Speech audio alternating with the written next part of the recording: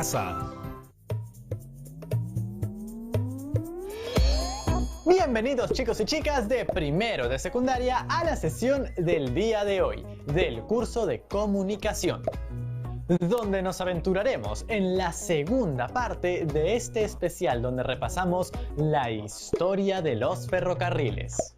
Hoy repasaremos las rutas que existieron y existen hasta hoy en el Perú, las rutas del norte, del centro, del oriente y del sur. Y para saber más sobre este tema, debemos continuar con la segunda parte de este ferroviario video.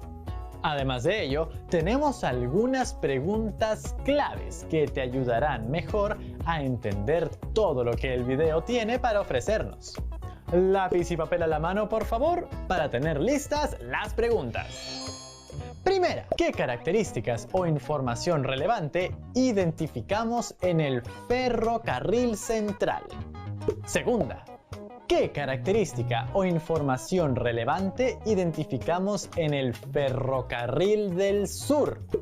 Tercera, ¿qué características o información relevante identificamos en los ferrocarriles del norte? Cuarta, ¿qué características o información relevante identificamos en los ferrocarriles del oriente? Y quinta, ¿qué beneficios trajo al país el transporte en ferrocarriles? ¿Por qué fueron y son importantes? ¡Espérame! ¿A dónde? ¿A dónde vamos? ¿A dónde vamos hoy? Justo a tiempo, Tocino. Bienvenidos al tren. ¡Vamos con el video!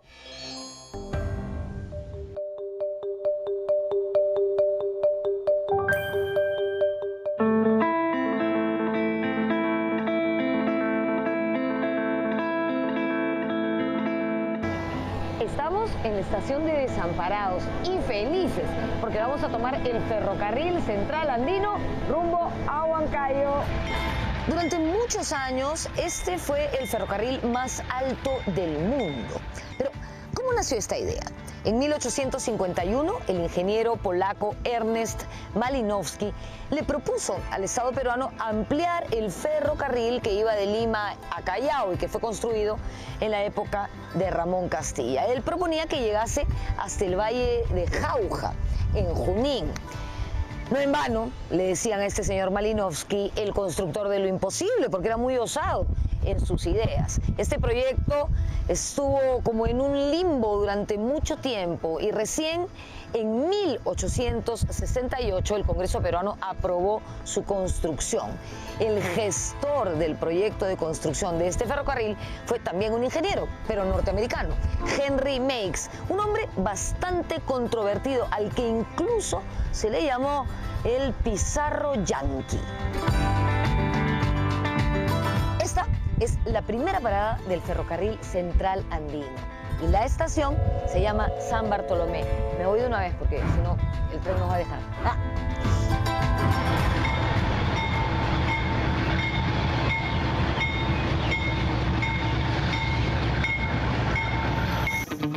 Pero Malinowski es uno de los que llega, ¿no?, a mediados del 50 con otro grupo más. Y justamente son los pioneros justamente para formar lo que sería después la Universidad Nacional de Ingeniería, ¿no?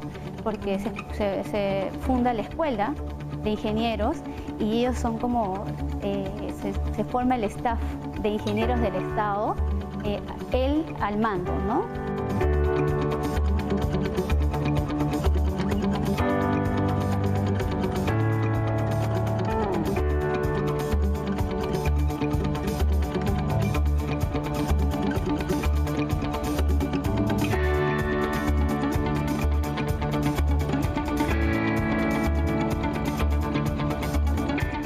En 1870 se inició la construcción del proyecto. En 1875 llegó la vía ferroviaria a Chicla, distrito de la provincia de Huarochirí, departamento de Lima, más o menos a 142 kilómetros del Callao. Allí se detuvo la construcción del ferrocarril, primero por falta de dinero y después por la guerra con Chile. Meigs murió 2 años después, así que lamentablemente no pudo ver culminado su sueño.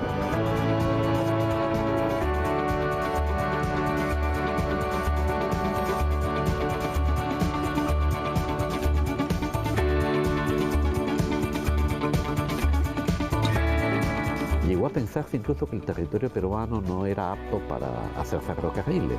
Cuando Meiggs comienza a construir el ferrocarril de Arequipa, por ejemplo, en 1868 y el central en 1869, casi no hay experiencias de ferrocarriles de altura.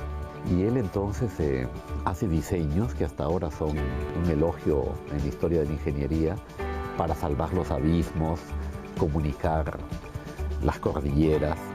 El famoso puente del Infiernillo, que sale de un túnel y entra a otro túnel, hasta ahora nos maravilla cuando lo recorremos, ¿no? Hay que tener en cuenta que los ferrocarriles previos a Meiggs eran bastante cortos, de poco financiamiento. En cambio, los grandes ferrocarriles del central y del sur, que hasta ahora funcionan, sí fueron de gran inversión. Manuel Pardo llegó al poder en 1872, pero sus planes ferrocarrileros se frustraron. El país entró en una grave crisis económica. El Perú entra lo que se llama técnicamente en default el año 76, que es cuando Dreyfus deja de pagar nuestra deuda externa. Entonces, al dejar de pagar nuestra deuda externa, el Perú pasa a estar en quiebra. Y entonces se paraliza todo, por supuesto, y no habían recursos.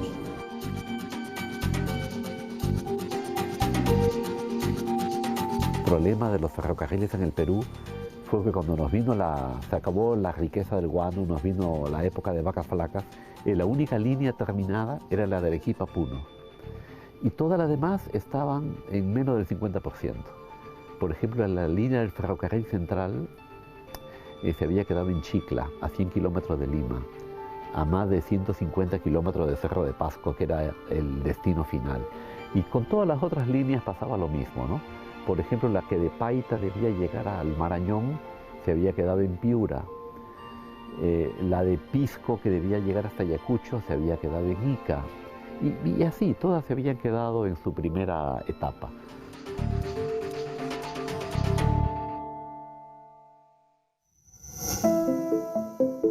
En 1875, el viajero europeo Charles Wiener viajó en el ferrocarril central y describió el momento crítico de dejar inconcluso el proyecto ferrocarrilero. La impresión del viajero Charles Wiener fue que habíamos hecho un esfuerzo maravilloso de ingeniería, económicamente descomunal, pero para no obtener ningún rédito económico. Y él decía que el ferrocarril entrando a la estación de Chicla parecía no el grito de triunfo de la civilización que llega, sino era el alarido de desesperación de una civilización que se siente extraviada en un medio en el que no puede ser útil, ¿no? Y lo que pasa es que, como él mismo dice, estaba a medio camino. Faltaba ahora llegar a los centros mineros, a los valles agrícolas, pero para eso ya no hubo dinero en ese momento. A diferencia de Europa, en el Perú no se desarrolló una industria siderúrgica proveedora de la materia prima para fabricar las maquinarias. Aquí casi todo se importó.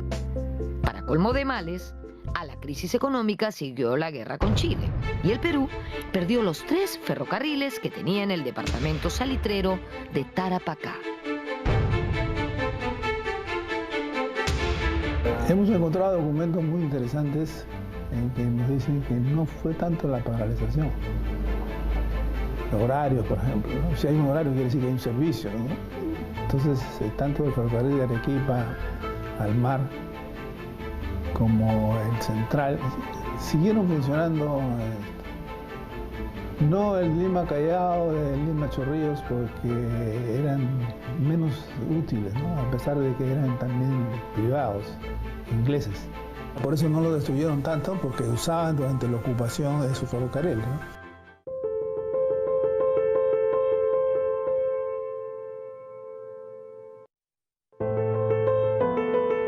La derrota dejó al país en la ruina. La deuda externa era imposible de pagar y los ferrocarriles estaban en malas condiciones. En 1889, el Congreso aprobó el llamado Contrato Grace. Como parte de este acuerdo, el gobierno de Cáceres cedió por 66 años la administración de los ferrocarriles a la empresa Peruvian Corporation y a cambio, ella asumiría el pago de nuestra deuda externa. El contrato Grace lo que hizo fue estipular que esos ferrocarriles que se habían construido con el dinero de los préstamos y que no había sido devuelto pasasen a los acreedores por un periodo de tiempo, ¿no? Que inicialmente se fijó en 66 años y luego se hizo perpetuo.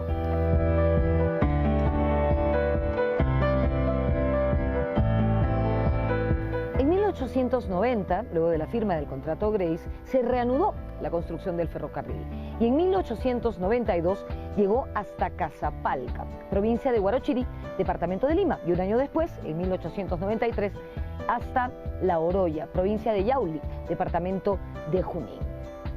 Este ferrocarril es una verdadera proeza de la ingeniería mundial.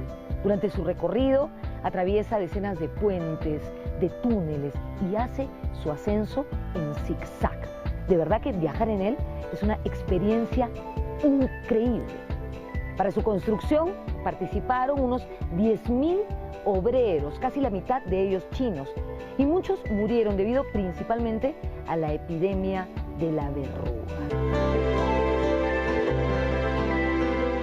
El punto más alto es la cima, en el ramal minero Ticlio-Morococha, que está a 4.835 metros de altura sobre el nivel del mar.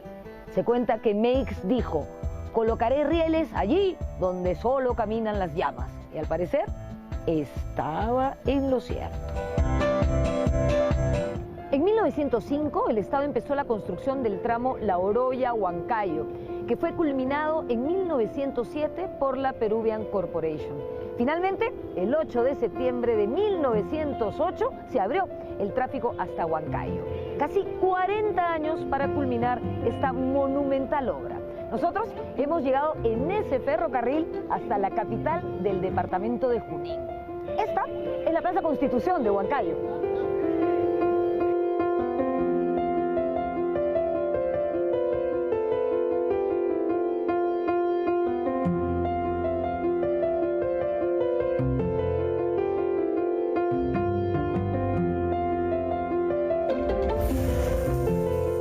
La Peruvian Corporation, que fue la firma inglesa que administró los ferrocarriles, los concluyó, cosa que fue positiva, ¿no? Así fue que el ferrocarril del sur llegó hasta el Cusco, el central llegó hasta Jauja y Huancayo, a Cerro de Pasco, el otro ramal. En fin, se concluyeron varias líneas y mantuvo la administración de los ferrocarriles hasta 1970.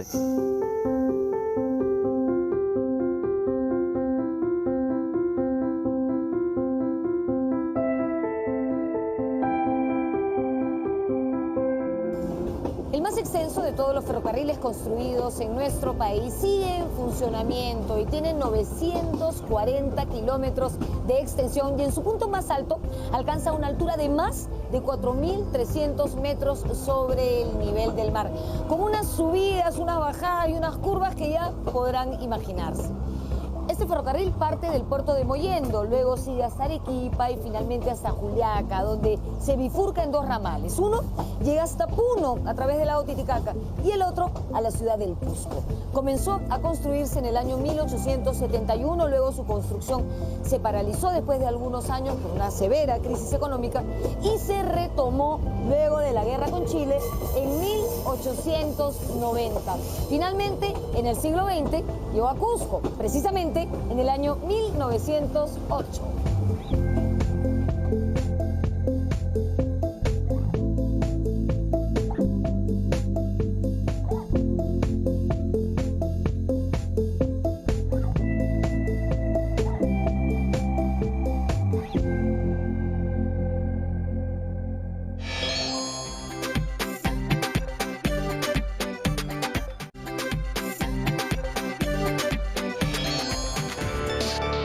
A inicios del siglo XX se dio un nuevo impulso al proyecto ferrocarrilero, sobre todo con una ley emitida en 1904, durante el gobierno del presidente Manuel Candamo.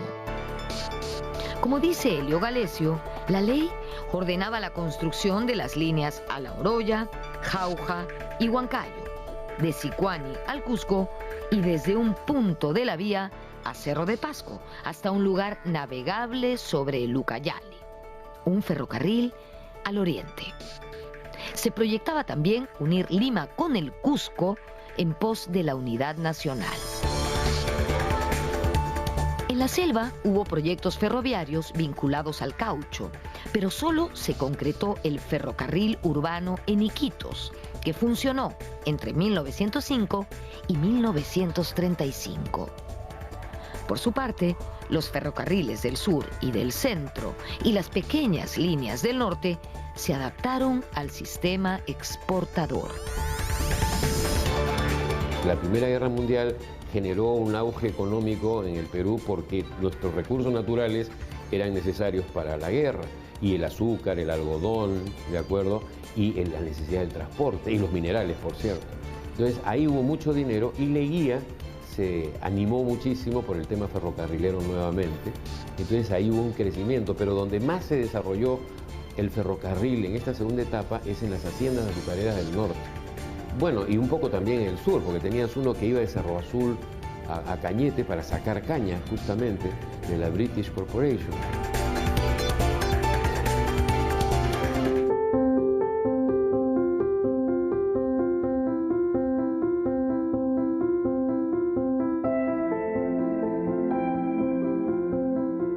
Estamos en Puerto Eten, distrito de la provincia de Chiclayo, departamento de Lambayeque. Hasta aquí llegaba el ferrocarril más antiguo del norte del Perú, el ferrocarril Eten-Chiclayo, también conocido como Ferrocarril de Chiclayo. Fue inaugurado en 1871 y funcionó hasta 1965, un periodo bastante largo. Su objetivo era transportar la producción azucarera de esta zona. El tren, como ya he dicho, iba de Eten a Chiclayo. En 1873 se construyó un ramal de Chiclayo a Ferreñafe y un año más tarde, en 1874, otro ramal que iba de Chiclayo a Pátapo, pasando por las haciendas de Pomalca y Tumán. Frente a la Plaza de Armas de Puerto Eten se encuentra lo que fue el patio de trenes. Estos edificios constituían la estación propiamente dicha y hoy albergan a la municipalidad de Puerto Eten. Vengan conmigo, hay algo que les quiero mostrar.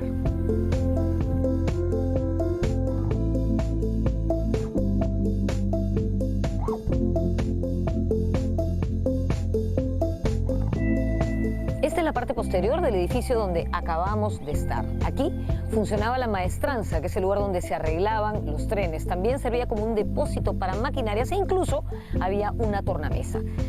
De todo eso solamente quedan 3 vagones de pasajeros que, como podemos comprobar, están abandonados.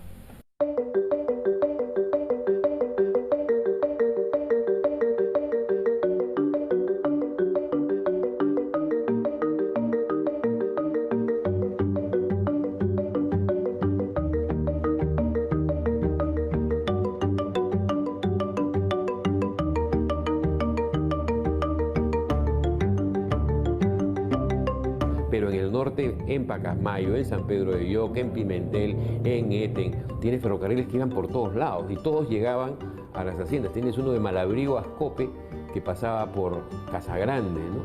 Y que era pues de la propia hacienda. Cartavio tenía su propio tren, Cayaltí tenía su propio tren, Chiquitoy tenía su propio tren, o sea, todas las haciendas.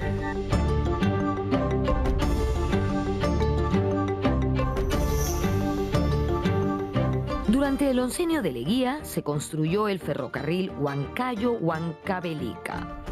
En 1930, con la caída de Leguía y la crisis financiera mundial, el proyecto ferroviario decayó. Se abandonaron muchas líneas, como las de Pisco-Ica, Paita-Piura, Lima-Ancón o Eten-Chiclayo.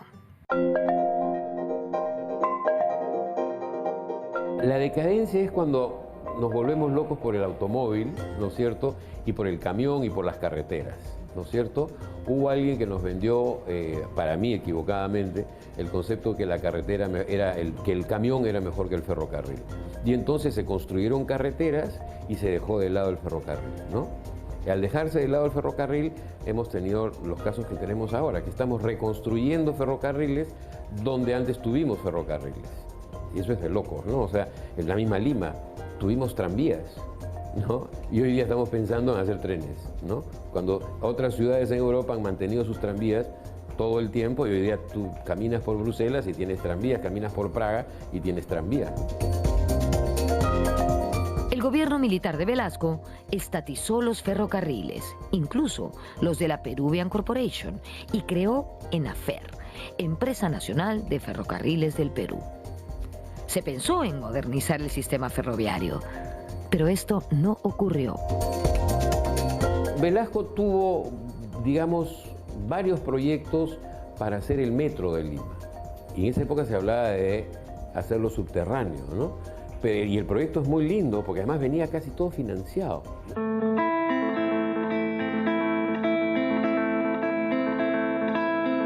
Durante la década de 1980, la crisis, inflación, terrorismo y elevadas tarifas afectaron el sistema ferroviario que en la década siguiente fue privatizado.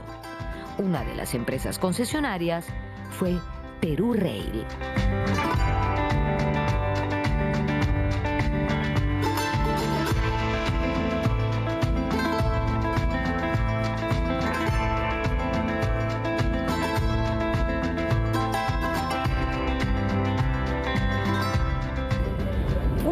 Famosos de nuestro país es el que conecta Cusco con Machu Picchu. Gracias. Cubre la ruta Cusco-Santana-Quillabamba y atraviesa hermosísimos paisajes, aldeas, en fin. Yo siento que estamos viajando como unos reyes incas a bordo del Belmont Hiram Bingham de Perú Rail. Hoy, viajar en este tipo de ferrocarriles es una maravillosa experiencia, pero como hemos visto a lo largo de este programa, se han perdido muchas vías que hoy serían importantes para el desarrollo del país. Lo que pasa es que el ferrocarril se reconoce ahora, es una tecnología para grandes cargas a grandes distancias y necesitas un movimiento comercial ya intenso, que no teníamos en el momento que lo hicimos, pero ahora sí sería factible.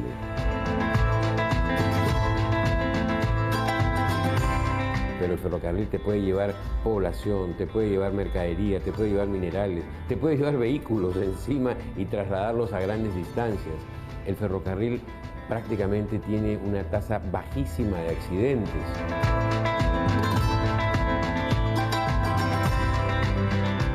Por ejemplo, ahora se habla de lo útil que sería un tren de cercanías de Huacho a Cañete, porque hay un flujo de pasajeros tan intenso, o bueno, desde Chosica hasta Lima. Pero claro, ahí necesitas una organización eficaz que te permita manejar un ferrocarril que pase cada 5 minutos. No sé si los peruanos estamos preparados para operar ferrocarriles que pasen cada 5 minutos. Yo creo que deberíamos hacerlo, porque de lo contrario no vamos a poder despegar a una economía más próspera, ¿no?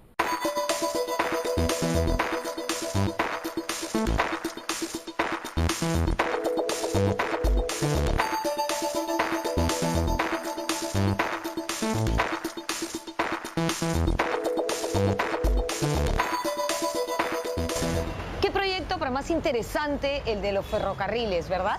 ¿Se imaginan cuánto contribuirían al desarrollo de nuestro país? Transportando mercancías, personas, conectando ciudades y pueblos. Despedimos este programa desde la línea 1 del Metro de Lima, que también, por supuesto, es un tren y una alternativa rápida y muy eficiente para el transporte de pasajeros en una ciudad como la capital del Perú. Espero que hayan disfrutado de este programa tanto como yo. Nos vemos en la próxima.